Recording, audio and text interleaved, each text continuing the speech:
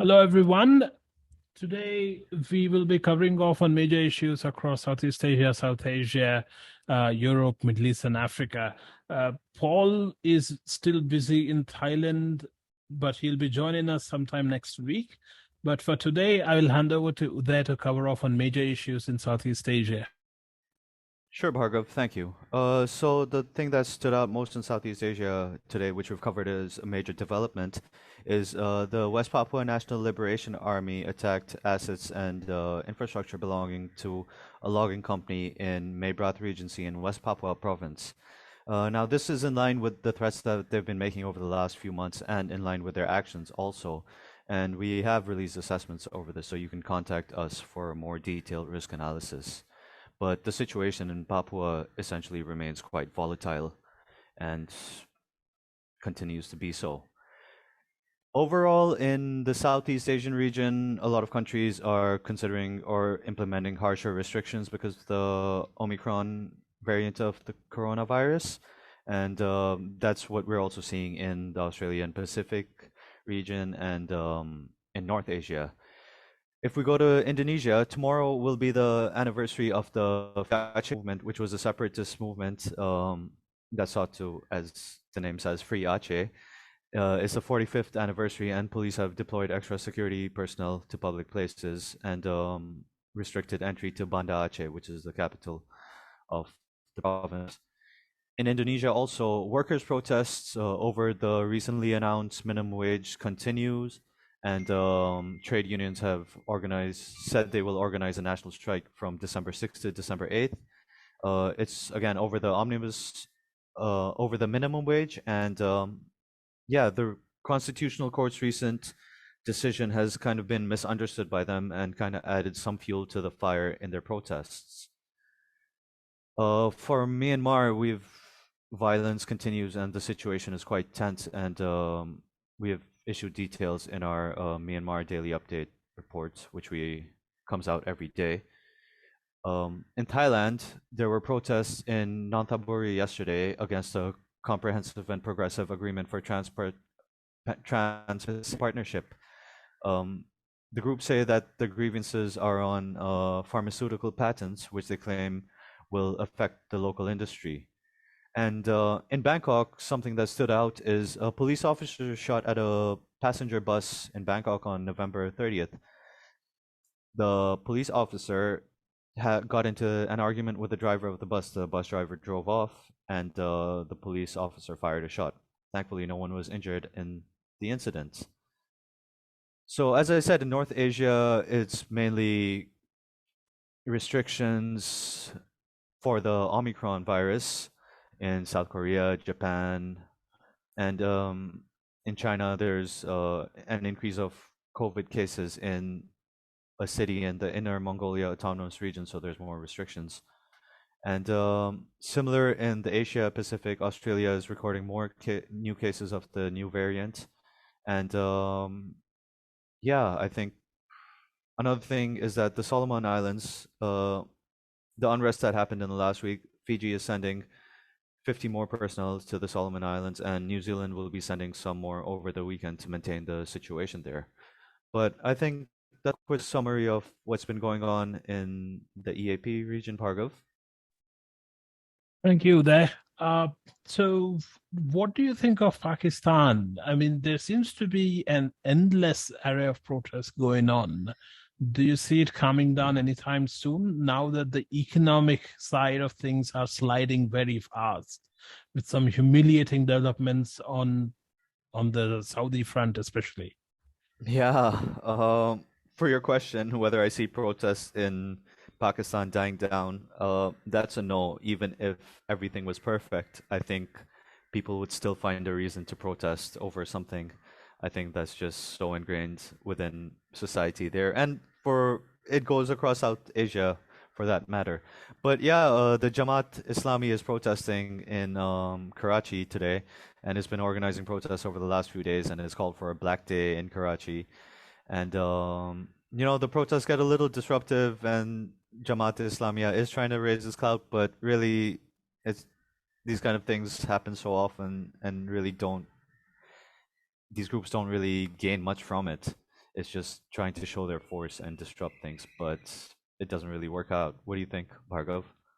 Makes sense, especially with these groups being a little megalomaniac, if I can take some liberty to say that. Uh,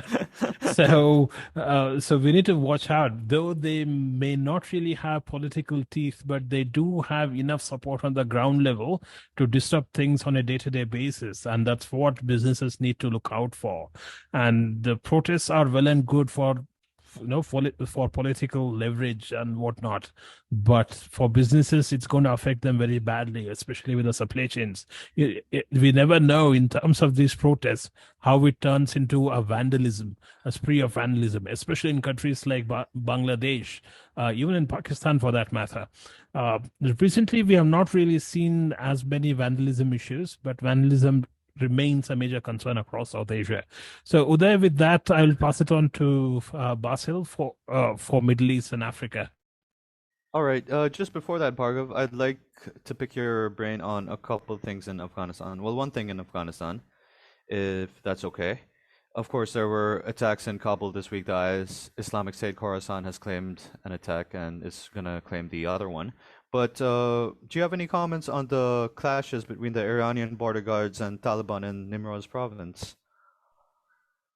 Well, it is very hard to ascertain what exactly happened at the ground level in countries, especially like Afghanistan and Iran, along the border.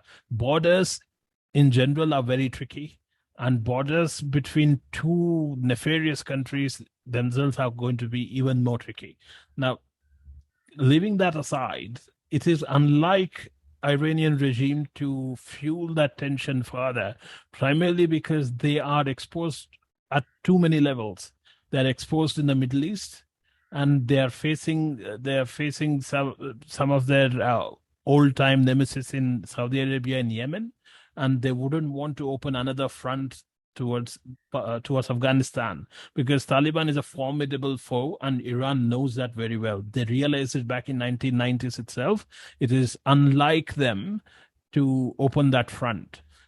If there are any clashes and if they're escalating, it is likely to be sporadic clashes, skirmishes at the border level, because border guards have their own way of doing things in most countries, especially in South Asia. So, having said that, we can't really rule out further escalation of tensions, because uh, Iran may be rational in holding back and employing restraint, but we can't really guarantee that the same restraint will be retained for a long period of time if things do go out of hand. Iran has downplayed these incidents, though some sources have said some of the security checkposts, which are quite critical for border issues, have been taken over by Taliban fighters.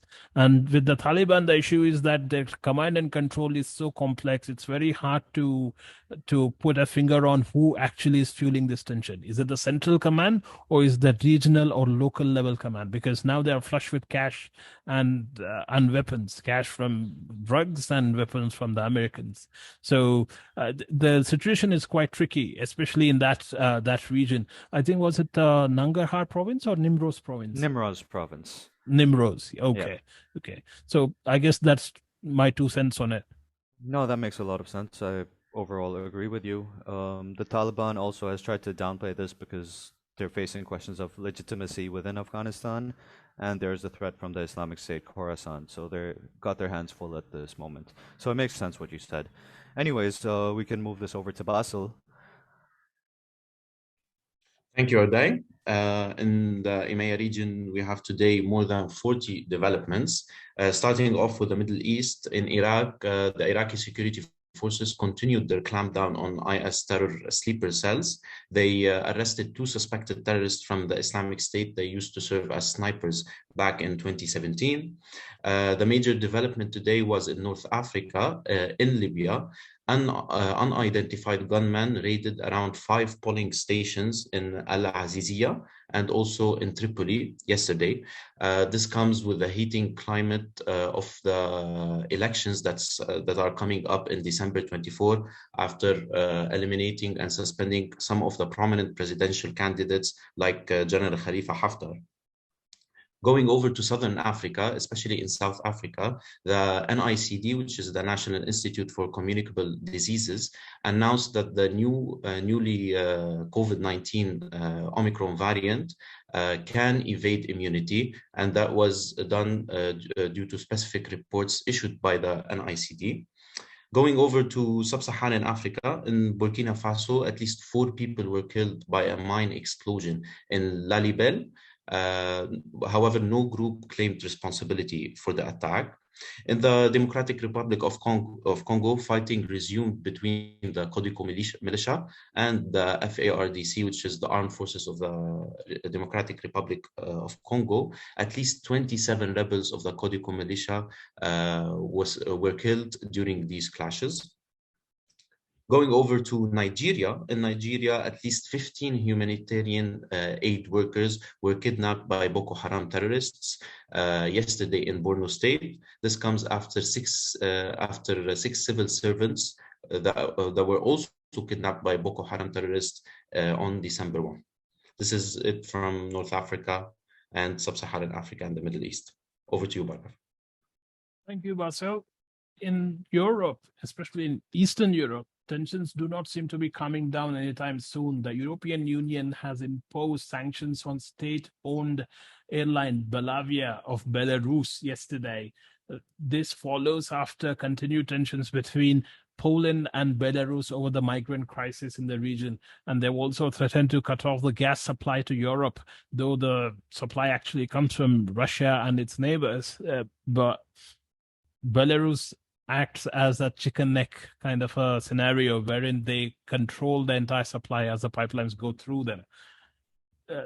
And in France, as well as in Germany, there are strikes called this week. Hospital workers will hold nationwide protests on December 4th over a shortage of staff caused due to the COVID-19 pandemic. And in Germany, Airbus workers will go on series of strikes at factories across the country from today until December the 5th. In Italy, there was also some reports of suspected IS terrorists being captured, and the suspect is said to be of Tunisian origin.